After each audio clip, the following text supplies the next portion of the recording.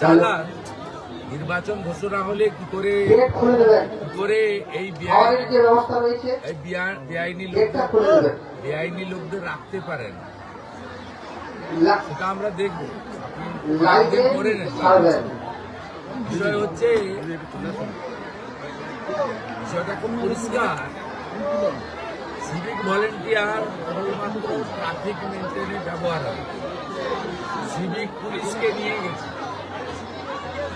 সাদা পোশাকে নিয়ে গেছে।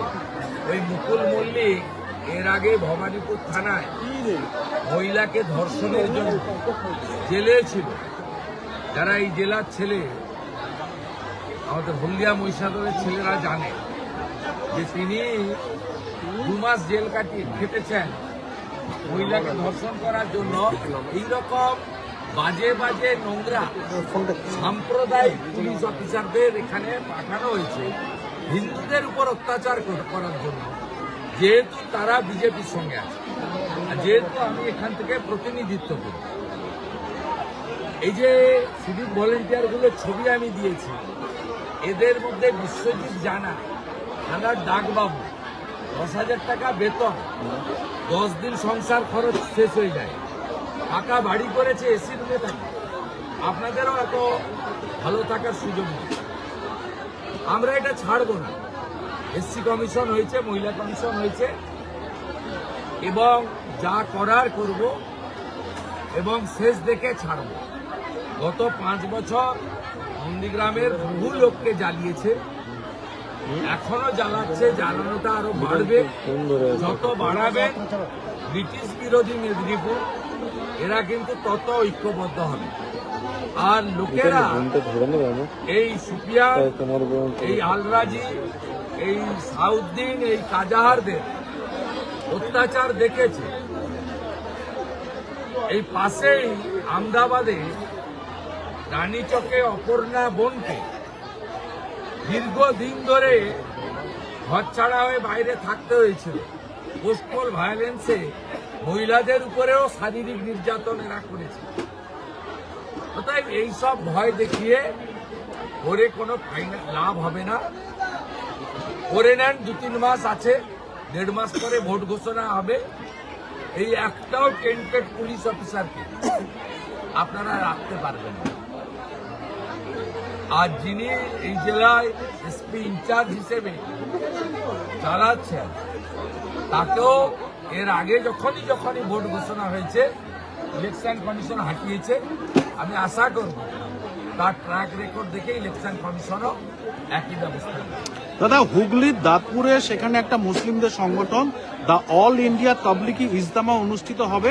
তার জন্য স্বাস্থ্য দপ্তরের 40 জন বিভিন্ন বিভাগের টেকনিশিয়ান, মানে মেডিকেল টেকনিশিয়ানদেরকে সেখানে পাঠাচ্ছে, এবং সেই সরকারি তালিকা প্রকাশে চলে এসেছে। যাদের নাম বেরিয়েছে তাদের আর সরকারি ল্যাব ছেড়ে দিয়ে এখানে আসতে হবে।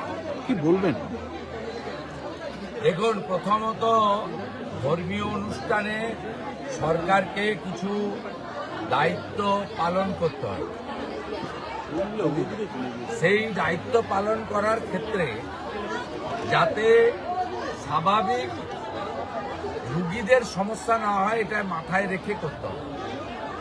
যদি হসপিটাল বা ল্যাবরেটরি বন্ধ রেখে ডাক্তারদের পাঠান, তাহলে ওই ল্যাবে যারা পরীক্ষা নিরীক্ষার জন্য ডাক্তারবাবুরা পাঠাবেন, তারা সুযোগ থেকে বঞ্চিত হবে। এবং এমার্জেন্সি রোগের ক্ষেত্রে, সে হার্ট অ্যাটাকই হোক, সেরিব্রালি হোক, ডেঙ্গু, ম্যালেরিয়া বা অন্য কিছু হোক, সেক্ষেত্রে কিন্তু ব্লাড টেস্ট, ইউরিন টেস্ট বা অন্যান্য অনেক এক্সরে থেকে, সিটি থেকে, এগুলো খুব গুরুত্বপূর্ণ। অ্যাক্সিডেন্ট কেসের ক্ষেত্রেও, ট্রমা কেসের ক্ষেত্রেও এটা খুব গুরুত্বপূর্ণ। তাই কর্মরত ল্যাব অ্যাসিস্ট্যান্টদেরকে তুলে নিয়ে এটা করা ঠিক হচ্ছে না। আপনাদের সামগ্রিকভাবে আমি বলে রাখি যে ইসলাম ধর্ম যারা মানেন, মুসলিমদের এই ইজতেমার, বিশ্ব ইজতেমা বা ইজতেমার অনুষ্ঠান অনেক জায়গাতেই হয়, অনেকবারই হয়। পশ্চিমবঙ্গেও অনেক আগে এখানে হয়েছে, হাওড়া। 2 বছর আগে মগরাহাটেও একটা ইজতেমা হয়েছে, কিন্তু সেই ইজতেমা তাদের দিল্লির সুরা কমিটি থেকে করা হয়। তারা মূলত সরকারের কাছ থেকে কি সাহায্য চান? পানীয় জলের সাহায্য চান, ট্রাফিকের সাহায্য চান, স্বাস্থ্য পরিষেবার সাহায্য চান, আর কনজারভেন্সি পরিষ্কার পরিচ্ছন্ন ইত্যাদি সাহায্য চান। এটা নতুন কিছু নয়, এটা হিন্দুদের ধর্মীয় অনুষ্ঠানে হয়, যদিও মমতা ব্যানার্জি যেগুলো করে না হিন্দুদের ক্ষেত্রে। কিন্তু এবারে হুমায়ুন কবিরদের বিদ্রোহের ফলে নওশাদ সিদ্দিকীদের দিকে মুসলিমদের ঢল নামার ফলে মমতা বন্দ্যোপাধ্যায় এই বিশ্ব ইজতেমাকে রাজনৈতিকভাবে ব্যবহার করতে চাইছেন। তাই তিনি একটা মিটিং করেছিলেন নবান্ন, যদিও সুরা কমিটি এই মিটিংয়ের কথা বলেনি। একজন হুদা বলে লোক আছে কলকাতার, ববি হাকিমের লোক, তিনি মুখ্যমন্ত্রীকে চিঠি করে মিটিংয়ের ব্যবস্থা করেছিলেন। সেই মিটিংয়ে ববি হাকিমের মোবাইল ফোনও বাইরে রাখতে হয়েছে। ভিতরে যা আলোচনা হয়েছে আমি ওই দিনই পেয়ে গেছিলাম। তাতে মুখ্যমন্ত্রী কথায় কথায় বিজেপির বিরুদ্ধে বলেছেন উস্কানোর জন্য, বিভাজনের জন্য। বিভাজন আমরা করি না, এ মমতা ব্যানার্জি করে। এই ইজতেমাতে বাঁশ কেটে নিয়ে আসেন আপনার মুসলিমরা বা ইসলাম ধর্মের লোকেরা, তারা বাঁশ এনে নিজেরাই প্যান্ডেল বানায়। মুখ্যমন্ত্রী বলেছেন যে বাঁশে কেউ আগুন লাগিয়ে দিতে পারে, মানে বিজেপির নাম করে। আমি দায়িত্ব নিয়েছি, বলেছেন আপনাদের বাঁশটা জানতে হবে না, প্যান্ডেল করতে হবে না। বিবি সেলিমকে বলেছেন যে আপনি 20টা হ্যাঙ্গার বানিয়ে দেন, সরকার টাকা দিন।